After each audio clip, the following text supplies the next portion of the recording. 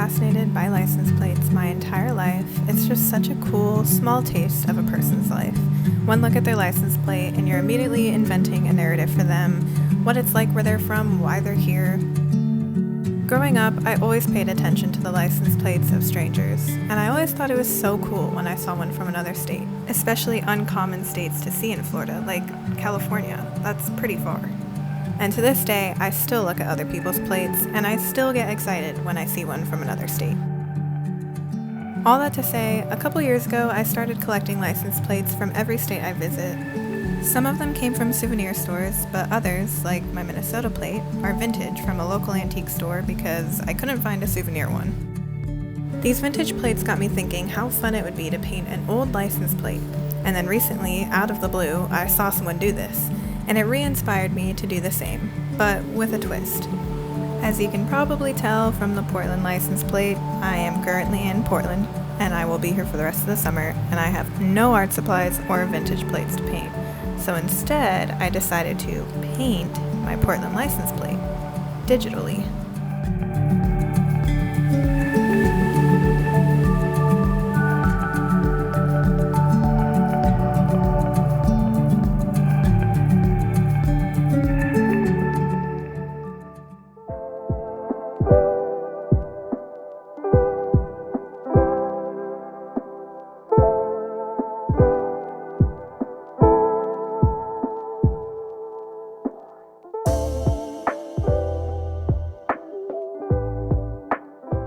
To start out this digital painting, I started by just creating that white border that is on the edge of the license plate.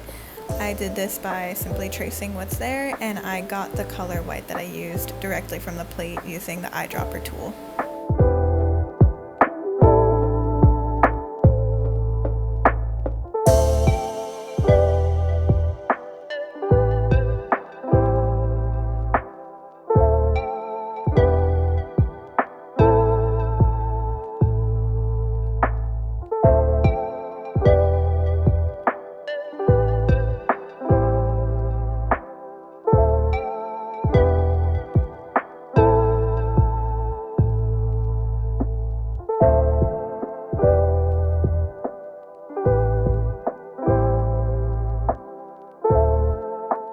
Next, I used that same white color to trace over all the letters and the word Portland. I figured this was a good first step because then the letters are kind of at that top layer so that everything that I'm drawing and adding underneath is blocked by those letters so I can see what's going to be shown and what's not.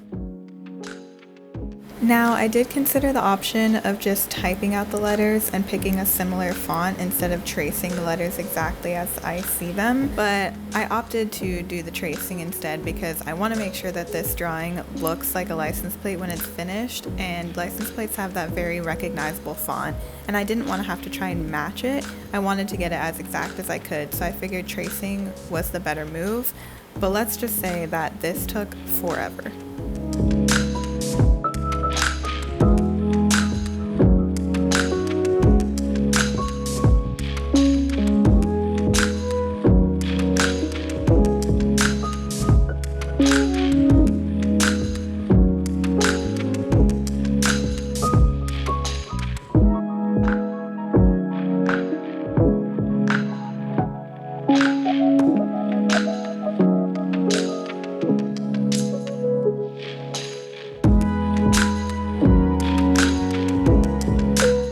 Next step was to plan out the design of this license plate.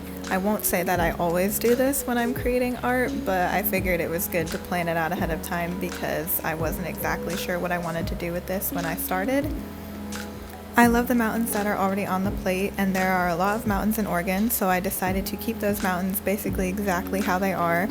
And then Portland is actually the city of roses, that's the nickname, so I decided to add a bunch of roses on the right side of the plate, and then the sky felt a little empty, so I decided to add a sun.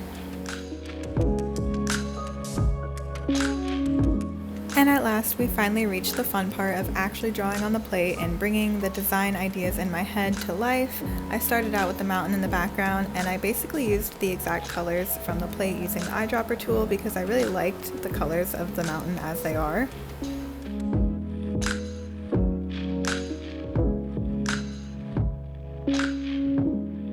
And then for the sun, I wanted to keep that similar outlined look like I did for the mountain, so I created an orange outline and then I filled it in with a yellow.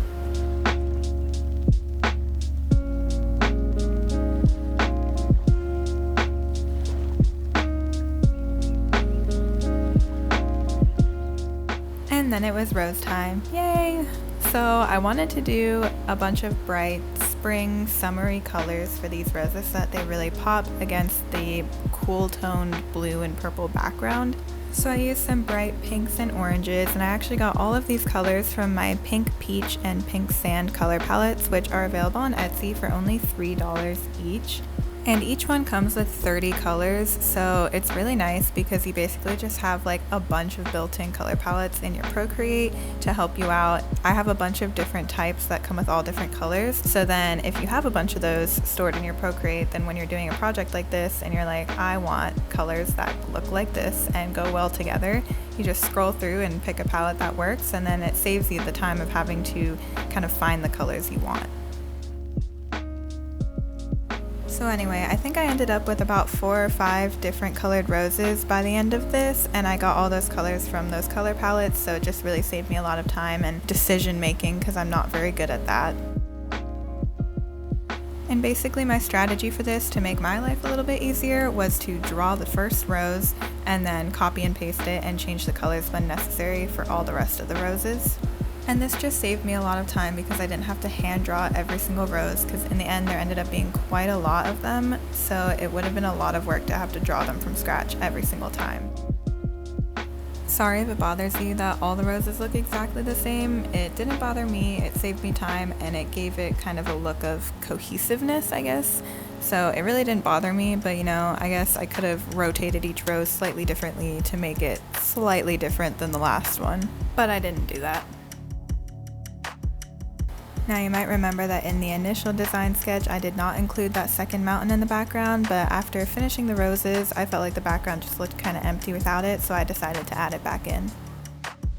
And then finally I just had to color in the sky with the same sky blue color that was already on the plate. And as I was doing this, I colored over the word organ, and then I was like, wait, should I have included that? I kind of just forgot it was there, but I'm not sure if I should go back and add that in or not. Let me know what you think. I'm considering just adding it small in like a nice cursive font, but I'm not sure yet.